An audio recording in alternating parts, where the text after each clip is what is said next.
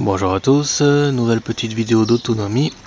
Donc cette fois cela concerne l'arrosage, spécifiquement en fait en micro-arrosage.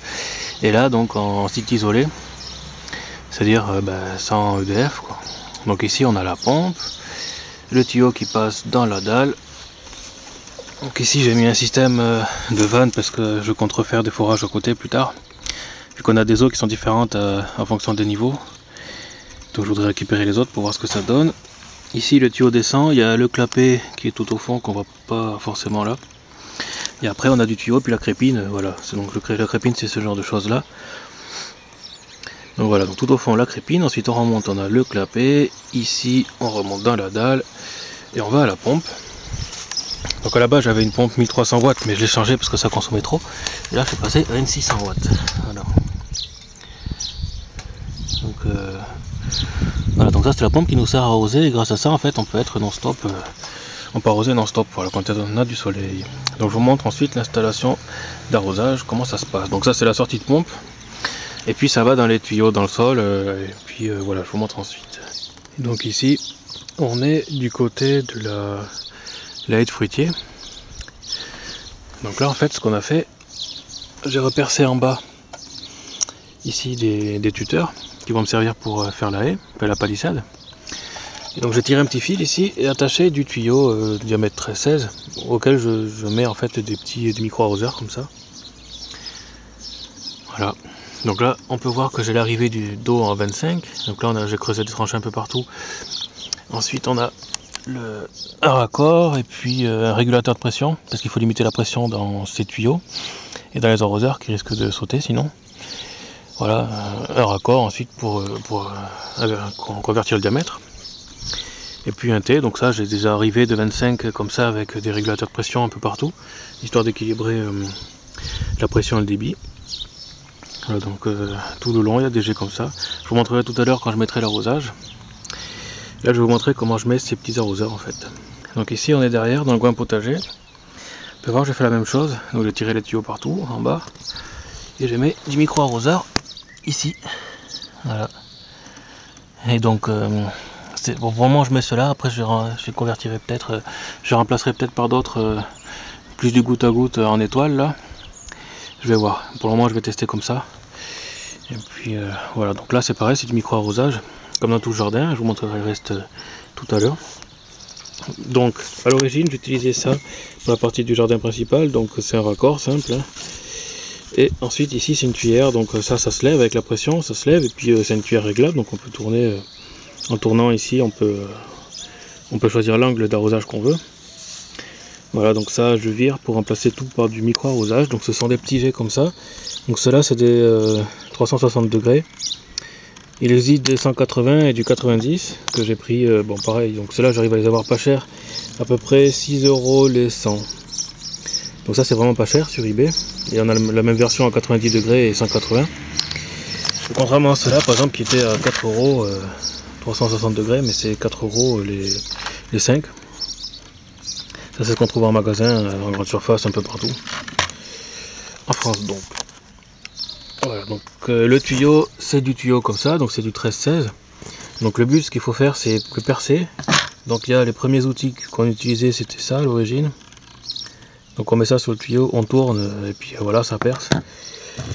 Ensuite dans une vidéo de l'année dernière, ou il y a 2 ans, je vous ai montré l'utilisation de cet outil là. Donc on met le tuyau, puis on vient appuyer de telle sorte que la pointe ici elle vient percer le tuyau. Hein. Donc voilà. L'avantage de cet outil et de ces raccords là, c'est qu'en fait de l'autre côté, donc d'un côté on a la pointe et de l'autre côté on a un épaulement, un trou avec un épaulement en fait pour pouvoir mettre la tête ici des arroseurs. Donc une fois qu'on a fait le trou, on met le jet là-dedans et on vient mettre dans le trou en fait et visser. Voilà, on visse. Ce qui fait qu'en fait ça va visser le pas de vis de l'arroseur ici dans le trou qu'on aura fait. Bien sûr c'est pas un trou de taraudé, mais vu que c'est du plastique ça va se tarauder comme ça et le raccord va rester dedans ensuite. Voilà. Alors que ceux-là, ceux que j'ai commandé pas cher, ils n'ont pas d'embout spécifique de vissage, donc ça se visse directos, mais en fait on peut voir sur le côté qu'il y a des languettes, il y a des petites languettes, donc on s'en sert pour faire pression, pour tourner et enfoncer les raccords comme ça dans le tuyau. J'avais acheté une autre version comme ça. Le problème c'est que celle-là n'a pas de pic en fait. Je sais pas si on voit bien parce que la mise au point c'est pas toujours... Voilà, celle-là il n'y a pas de pic ici au bout. Donc faut visser, mais j'ai trouvé que c'était super compliqué de mettre cela. Et pour pouvoir les mettre, en fait, j'utilise la version avec pic ici pour agrandir le trou dans le tuyau. Je commence à visser et ensuite je visse, donc je l'enlève pour revisser ceux-là à la place. Donc du coup, ceux-là je le laisse tomber. En plus, ceux-là sont plus chers. Donc ceux-là j'abandonne, je vais utiliser que les petits comme ça. Ça fonctionne très bien. Voilà, donc ça c'était la deuxième, les autres outils qui vont plutôt avec ceux-là. Bon, la marque c'est... Voilà, mais... Donc depuis, j'ai trouvé un autre système. Donc là, c'est une pince avec un pic en fait, comme la première version en verre ici là. Voilà, sauf que la pique est dedans. Donc on place le tuyau entre ici, et on appuie, pof, ça fait le trou, puis c'est réglé. On peut mettre... il n'y a pas besoin de s'embêter avec ça et à tourner, ou avec l'autre à piquer. Là c'est directement avec la pince quoi, et voilà. C'est plus simple je trouve, c'est super pratique. À condition que le tuyau soit bien adapté. Alors ce tuyau qui est là, c'est du tuyau que j'ai pris sur eBay. Après j'en ai trouvé moins cher en magasin. Et l'autre est mieux. Celui-là en fait quand on essaie de percer avec la pince, ça appuie un peu trop. Je pense qu'il n'est pas assez épais ce tuyau. Alors que l'autre que j'avais acheté en magasin, il ne s'est pas plié. Donc lui j'ai pu passer la pince et clac clac clac clac clac toute la longueur. Très facilement, très rapidement. Voilà, et puis pour couper ces petits tuyaux, je passe par un sécateur parce que c'est plus pratique que les coupes tuyaux qu'il y a classiques. Voilà, mais seulement pour ces diamètres là. Pour les diamètres en 25 qui sont donc reliés là-dessus. Voilà, par contre je passe par un coupe tuyau rouge. Donc je vous montre ça après dans la partie principale du jardin en fait. Ici on est dans la partie principale du potager. Voilà, donc là je me fais aussi l'installation pareil. Alors ici on est la partie principale du jardin en fait. On a pas mal transformé aussi en potager, hein, donc avec les fraisiers, fruitiers, puis il faut qu'on rajoute encore d'autres choses. Donc ici à l'origine j'avais dans le sol l'arrosage comme j'ai présenté tout à l'heure, ça avec à base de tuyère. Donc c'est un système télescopique hein, qui se monte avec la pression comme j'ai dit tout à l'heure. Voilà, j'ai fini par remplacer ici, donc j'ai changé la tige là. Voilà, et j'ai mis ici un régulateur de pression. Et puis ensuite toute une installation de tuyaux de micro-arrosage. Donc comme je l'ai dit, c'est du tuyau 13-16. Et ensuite dessus donc j'ai mis des raccords là comme on peut voir. J'ai des raccords un peu tout le long, j'en ai tout autour. Et comme ça permet en fait d'arroser, de moins se consommer d'eau. Voilà. Ça consomme moins d'eau que la tuyère, que ces tuyères là. Et puis ça me permet d'arroser en local, donc c'est plus précis pour bien déterminer en fait les zones d'arrosage. Voici ce que cela donne. Question jardin principal. Donc là c'est le micro arrosage qui est allumé. Là, donc on peut voir les zones mouillées par terre en fait, pour savoir où est-ce que ça arrose.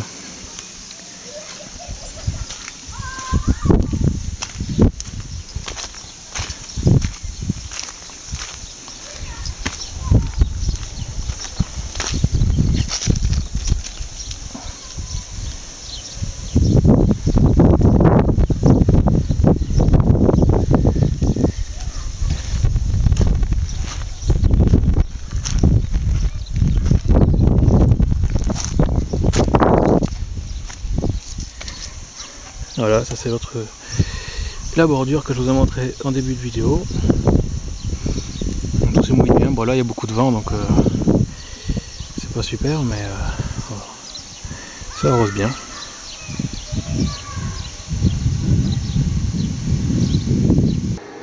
Donc ici nous voilà dans le cellier. Et là c'est l'onduleur qui me permet d'alimenter la pompe. Donc c'est un sinus modifié qui est en fait une sorte de carré quoi, un truc dégueulasse. Voilà, donc cette prise là part dans la maison qui ensuite est branchée à la pompe, tout simplement. Voilà, donc ça passe par ce régulateur solaire ici. Et là c'est le courant qui passe dans la batterie en fait. Je sais pas si on voit bien. On a une quinzaine d'ampères, ça monte à 18, 20 ampères, voilà. Ça c'est le courant en fait qui est consommé par l'onduleur. Parce que d'un point de vue électronique, donc on a les panneaux qui arrivent ici. Maintenant c'est séparé par rapport à la dernière vidéo, c'est-à-dire les deux disjoncteurs là sont des grappes de 4 panneaux, mais les deux sont séparés et ils se rejoignent si je mets ce disjoncteur là. Ça met les deux en fait en parallèle, ce qui me permet de tirer un maximum de puissance quand il y a besoin, donc seulement quand on a la pompe pour le moment, ou un autre gros consommateur comme un aspirateur, un truc comme ça. Ici j'ai un autre aussi disjoncteur parce que celui-là il va dans une ligne qui part au salon et ensuite dehors pour pouvoir tester des panneaux dehors en fait. Donc quand on veut tester des panneaux dehors, on coupe ceux-là, on met que celui-là et ça permet de tester en fait les panneaux. Voilà, parce que là on est sur un plan avec des panneaux pas chers, où il faut faire des modifs dessus, les réparer en fait en quelque sorte, mais ça permettra d'avoir des panneaux de meilleure qualité en fait, un meilleur rendement, tout ça, donc améliorer l'installation. Voilà, donc ça c'est ce que ça consomme en temps réel. Donc là c'est 6 heures, ouais, pratiquement 6h30, donc du coup il y a moins de soleil et moins de courant pour recharger les batteries. Mais sinon ça fonctionne bien, hein. Là on est voilà. Si on regarde, question panneau, on est 55 volts. Voilà, c'est le système MPPT en fait qui tire parce qu'il a du mal à compenser parce qu'on est en fin de journée. Bon, la batterie quand même est 25 volts et des bananes, ça oscille mais c'est normal quand on tire du courant dessus de toute façon. Voilà, donc là question schéma. Alors avant j'avais ici donc les deux grappes ici séparées qui viennent au disjoncteur, donc c'est ce qu'on peut voir en haut, hein, ça n'a pas changé, ça arrive toujours ici. Voilà. Avant aussi on avait alors ce schéma là, les panneaux qui viennent au disjoncteur. Donc là ici on peut voir que j'avais tout mis en parallèle, maintenant c'est plus le cas, c'est séparé parce qu'on a deux lots de batterie, donc on a deux lots en fait on a du 24 volts 100 ampères d'un côté, 24 volts 100 ampères de l'autre, et la 12 volts 60 ampères aussi qui est là pour la chaudière. Bon, cette installation ça n'a pas bougé. L'autre par contre, vu qu'on a séparé, en fait on a séparé les chargeurs, et le 30 ampères est toujours là, mais celui-là on met en parallèle ou pas en fait en fonction de si on charge, si on utilise un gros consommateur derrière ou pas. Voilà. Bon, je ferai un autre plan de toute façon que je mettrai sur internet avec le lien en vidéo. Le lien dans la vidéo en fait, dans la description de la vidéo, voilà, pour que vous puissiez voir exactement, parce que là j'ai pas eu le temps de refaire le schéma, on a beaucoup de travail en ce moment, donc j'ai pas trop le temps de m'en occuper. Mais sinon, par une journée bien ensoleillée en fait, quand c'est pas en fin de journée, bon là c'est un peu tard, mais sinon on charge toujours à peu près à 18 ampères à peu près, ce qui fait qu'on peut arroser pendant des heures, donc c'est comme ça, on a suffisamment de courant pour arroser pendant des heures. Donc là ça baisse petit à petit parce que le soleil forcément il s'éloigne des panneaux. Mais sinon voilà, en temps normal quand on arrose plus tôt, on peut arroser comme ça pendant une heure ou deux sans souci, puisque les panneaux fournissent suffisamment de courant pour alimenter la pompe. Voilà. Donc là question câblage, on a donc ici, il y en a un qui est toujours câblé sur l'informatique de la chambre et tout ce qui est multimédia. Et l'autre il va sur le gros régulateur ici, gros régulateur donc qui est mis en parallèle avec les premiers panneaux par ce disjoncteur là pour envoyer plus de courant. Et tout ça, ça part dans la batterie, donc les anciennes batteries sont celles-là. Alors je sais pas si on voit bien mais c'est un peu sombre. Et dessus donc on a cet onduleur là, voilà. J'ai essayé de brancher l'onduleur directement en sortie du régulateur. Vu que c'est un 30 ampères, normalement ça doit passer, sauf que il se met en sécurité parce que l'onduleur fait un appel de courant. Donc il coupe. Ce qui fait que je suis obligé de laisser sur les batteries. Mais bon, c'est pas grave, de toute façon ça fonctionne très bien comme ça. Voilà, c'est encore une installation un peu temporaire, hein. On fait plein de modifs tout le temps, donc on met à jour au fur et à mesure. On va changer les panneaux solaires dès que j'ai un moment pour les trafiquer, reprendre d'autres batteries et tout ça. Donc là pour le moment c'est un peu le bordel, mais on a encore beaucoup de travaux à faire. Mais là voilà, on arrose gratos, tranquillement. Donc ensuite, une fois que c'est fini, je coupe l'onduleur, ça continue de charger parce que là on puise un peu dans les batteries. Vu que c'est la fin de la journée, les panneaux fournissent pas suffisamment. Et voilà quoi. Ensuite on va laisser finir de charger, puis ce sera bon. Voilà pour cette petite vidéo. À plus.